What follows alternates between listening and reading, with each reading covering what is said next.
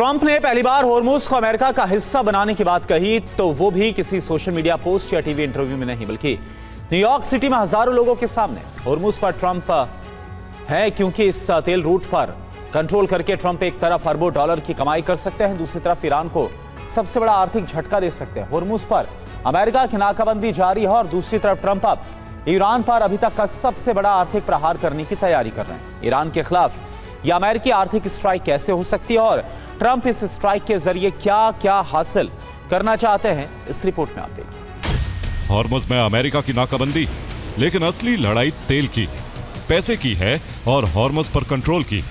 युद्ध से पहले हॉर्मुज से करीब 200 लाख बैरल कच्चा तेल और पेट्रोलियम उत्पाद हर रोज गुजरते थे। अगर 200 लाख बैरल रोज की मात्रा को सिर्फ $70 प्रति बैरल के औसत भाव से भी गिने तो करीब 1.4 अरब डॉलर रोज और करीब 511 अरब डॉलर सालाना का तेल कारोबार बनता है। इसीलिए अमेरिका के उपराष्ट्रपति जेडी वेंस ने कहा है, अमेरिका का नंबर 1 लक्ष्य तेल और गैस की कीमत कम रखना है और नंबर 2 लक्ष्य है ईरान को परमाणु हथियार हासिल करने से रोकना। अमेरिका के वित्त मंत्री स्कॉट बेसेंट ने कहा है कि अगले सप्ताह ईरान के खिलाफ ऐसे आर्थिक कदमों का ऐलान होगा जैसे किसी देश को अलग थलग करने के इतिहास में पहले कभी नहीं देखे गए। और अब आप देखिए होर्मुज में अमेरिका ने किस तरह से अपना दबाव बढ़ाया है और इस नाकाबंदी के पीछे ट्रंप का असली मकसद क्या है। सबसे पहले होर्मुज में सख्त नाकाबंदी लागू की गई, जिससे इस अहम समुद्री रास्ते से जहाजों की आवाजाही लगभग रुक गई है। और इसके बाद अमेरिका ने 62 कमर्शियल जहाजों का रास्ता बदल दिया, यानी जिन जहाजों को आगे जाना था उन्हें अपना रूट बदलना पड़ा है। अमेरिकी कार्रवाई यहीं पर नहीं रुकी। सेंटकॉम के मुताबिक 3 जहाजों को एक्शन भी इन पर लिया गया है, यानी कि उन पर हमला हुआ है। 2 जहाजों पर अमेरिकी सेना ने बोर्डिंग की है, यानी कि अटैक हेलीकॉप्टर से अमेरिका के कमांडोज इन जहाजों पर पहुंचे और उन्हें अपने कब्जे में ले लिया। इन कार्रवाइयों के पीछे ट्रंप के 3 टारगेट्स हैं। पहला, होर्मुज के जरिए होने वाले तेल कारोबार से अरबों डॉलर हासिल करना। दूसरा, युद्ध पर अमेरिका के भारी खर्च और आर्थिक नुकसान की भरपाई करना। और तीसरा टारगेट, चुनाव से पहले खुद को ईरान के खिलाफ बड़ी जीत दिलाने वाले राष्ट्रपति के तौर पर दिखाना, यानी खुद को इस जंग का विजेता बताना।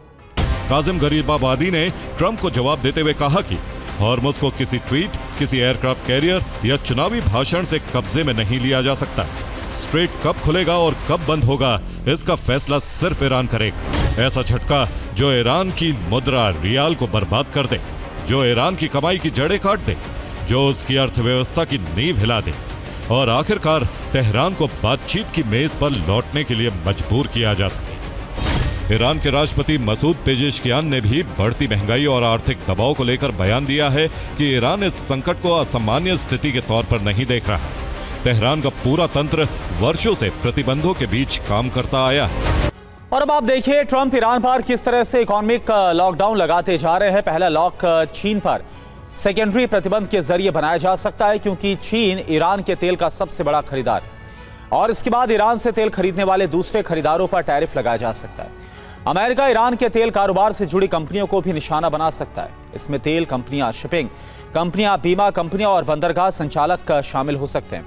ईरानी तेल ले जाने वाले जहाजों पर प्रतिबंध लगाकर ईरान की समुद्री तेल सप्लाई को रोकने की कोशिश की जा सकती है। और 5वां ताला ईरान के बैंकिंग नेटवर्क पर डाला जा सकता है, जिससे तेल और दूसरे कारोबार से मिलने वाले पैसे के लेन देन को मुश्किल बनाया जा सके। विदेशों में मौजूद ईरान की अभी तक बची हुई संपत्तियों को फ्रीज करने की कोशिश हो सकती है। लॉक 7 होगा तेल बेचने के बाद मिलने वाले भुगतान के नेटवर्क को रोकना।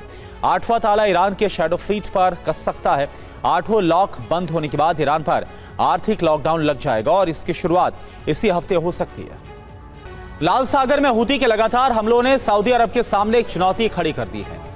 मोचा पोर्ट पर हमले और सऊदी से जुड़े सैन्य ठिकानों और तेल ठिकानों को निशाना बनाए जाने के बाद सऊदी अरब ने लाल सागर की सुरक्षा के लिए 13 देशों का समुद्री गठबंधन बनाया।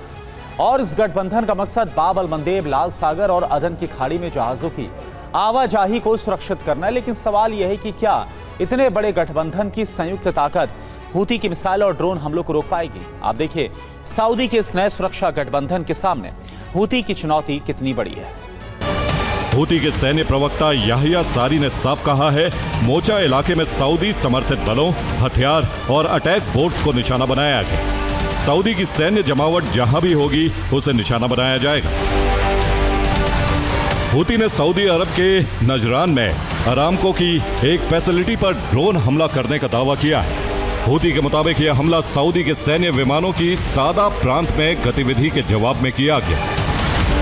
यनबू से निकलने वाले सऊदी के भारी भरकम कार्गो कैरियर लाल सागर में AIS ट्रैकिंग बंद करके डाक शिपिंग कर रहे हैं। लाल सागर से करीब 70% लोडिंग डाक तरीके से हो रही है, यानी AIS ट्रैकर बंद करके ही जहाज आगे बढ़ रहे हैं। जो जहाज यहां से गुजर रहे हैं वो बिना किसी सिग्नल के जोखिम लेते हुए जा रहे हैं। बाब अल मंदेब पर भी असर साफ है। यहां से गुजरने वाले जहाजों की औसत संख्या 50 से घटकर 32 प्रतिदिन रह गई।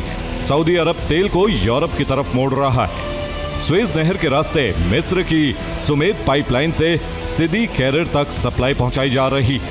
सुमेद पाइपलाइन करीब 320 किलोमीटर लंबी है और सिदी कैरियर में रिकॉर्ड 21.7 लाख बैरल प्रतिदिन की लोडिंग हुई, जिसमें करीब 90% सऊदी का तेल था। दूसरा विकल्प और भी लंबा है। स्वेज नहर के रास्ते के बाद सऊदी के जहाज अफ्रीका का चक्कर लगाकर केप ऑफ गुड होप से निकल रहे हैं और तब एशिया तक पहुंच रहे हैं। इससे 25 से 30 दिन अतिरिक्त लग रहे हैं। इस बीच लाल सागर की सुरक्षा के लिए सऊदी ने 13 देशों वाला समुद्री रक्षा गठबंधन बनाया है।